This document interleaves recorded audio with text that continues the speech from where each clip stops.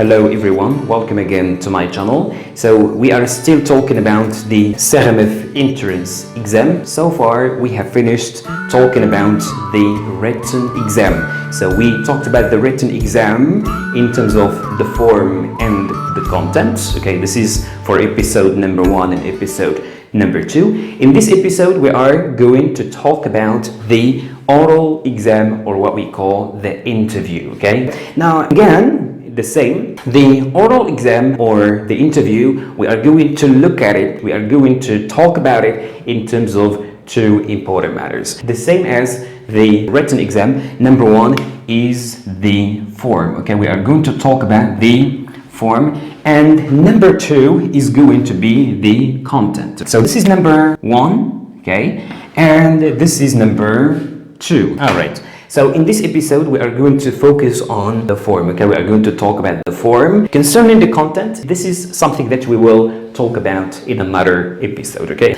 Now, as you might notice, in both exams, the interview and the written exam, we talk about the form very simply because the form is something that most of people forget and don't pay attention a lot to. Something that most of people don't take it seriously. Okay, that's why we focus a lot on the form. Okay, so remember, the form always delivers a message, and what is the message? Is very simply that you deserve to be a teacher, you deserve to be a future teacher. Now, as far as the form, we are going to see a lot of important tips that you have to take into consideration. The first thing that I'd like you to remember is respect, politeness, and smile.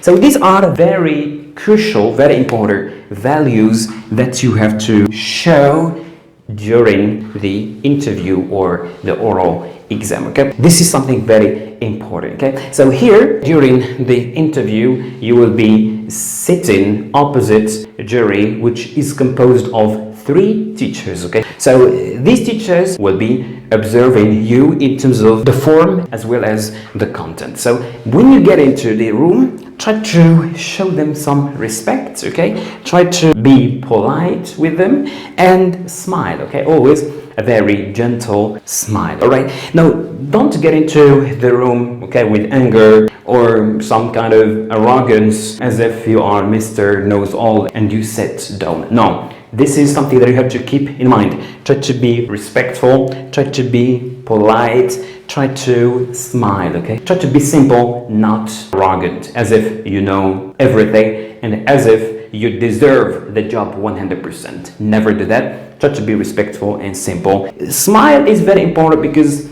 it shows that you are self-confident, and self-confidence is something that we will talk about later. Okay, so this is number 1, and this is something that you should keep in mind before you get into the room where you will be interviewed. Okay, this is number 1. Number 2 related to the outfit. Okay, what do we mean by the outfit? Is very simply the clothes. Okay, is the clothes that you wear for the interview. So undoubtedly your clothes, the outfit for interview should be special because this is an interview, not anything else. Okay, now there are some people who tend, for example, to wear suit and tie. Okay, wear suit and tie, but I personally don't advise you to do that. I don't advise you to wear a tie and suit.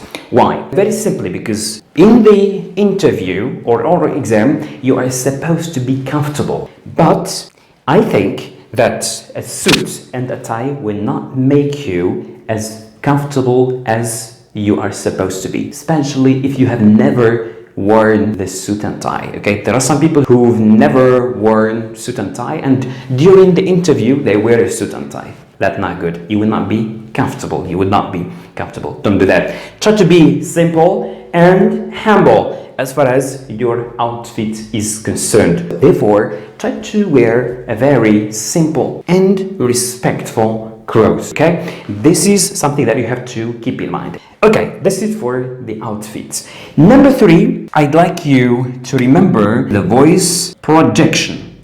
And voice projection is very important, especially if you are asked, for example, to stand and present or teach in front of the jury. This is highly required, okay, to make your voice heard, because this is something that you will need when you become a teacher, to make your voice clear and heard by all students. This means that the jury will pay attention to your voice projection. Don't make the jury say raise your voice. Never. Don't let them say this, okay? So your voice should be heard, should be high from the very beginning, okay? From the very beginning. Don't let them say sorry or raise your voice, please, etc. Don't let them say this, okay? Because if they say this means that you don't pay attention to the voice projections, okay? So pay attention to your voice. Make your voice heard and clear, okay? And clear. Eye contact. Okay, eye contact, okay, sorry, eye contact. When you speak with them, when you're answering questions or explaining something, try to have an eye contact with all of them, with the three members of the jury, okay? Don't just fix your eye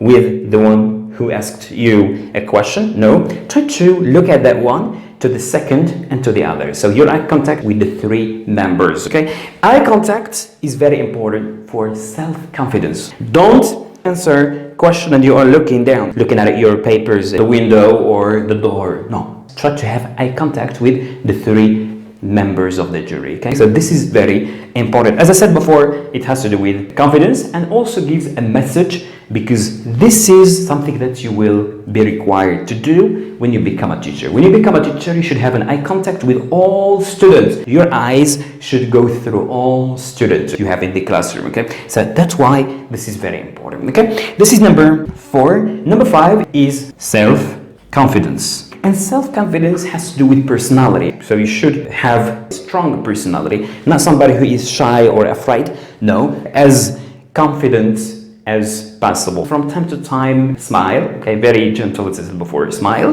voice projection, and eye contact. All these make you confident teacher, because you can't be a teacher if you are a shy person. Okay, the last one I'd like you to keep in mind is related to your language. This is also very important, because in the oral exam you will be interviewed in different languages, okay, in English, in Arabic, and in French. This is something that we will talk about in another episode, okay? So your language should be correct and accurate, okay? Don't make mistakes in your language, especially in English, because English is the language that you will be teaching when you become a teacher. If you are asked to write something on the board, try to pay attention not to make mistake in the language. So either you write on the board or while you are speaking. Don't make mistakes. So this is something related to language. So pay attention to your language, accurate, clear, okay? So these are the most important steps that you have to take into consideration for the oral exam. And as you can see, these qualities deliver a message, okay? Deliver a message. What is the message? It's very simply that you deserve to be a teacher and you are worth it. So try to keep in mind these very essential qualities, okay? Respect, politeness, and smile. Your outfit has to do with clothes, what you wear. So as I said before, try to be simple, humble, and don't wear something that you will not be comfortable with. And your voice projection, your voice should be clear and heard. Eye contact. So try to have an eye contact with the three members of the jury. Self-confidence, try to be confident and not a shy person. Language, try to make your language clear and accurate, correct, either when you write on the board or when you speak with the jury. So these are the things that you have to take into consideration for the oral or interview. This is all that I can say. I hope you find these steps helpful and beneficial. If you have any question or suggestion, don't hesitate to let me know in the comments. Have a good time, good luck, and goodbye.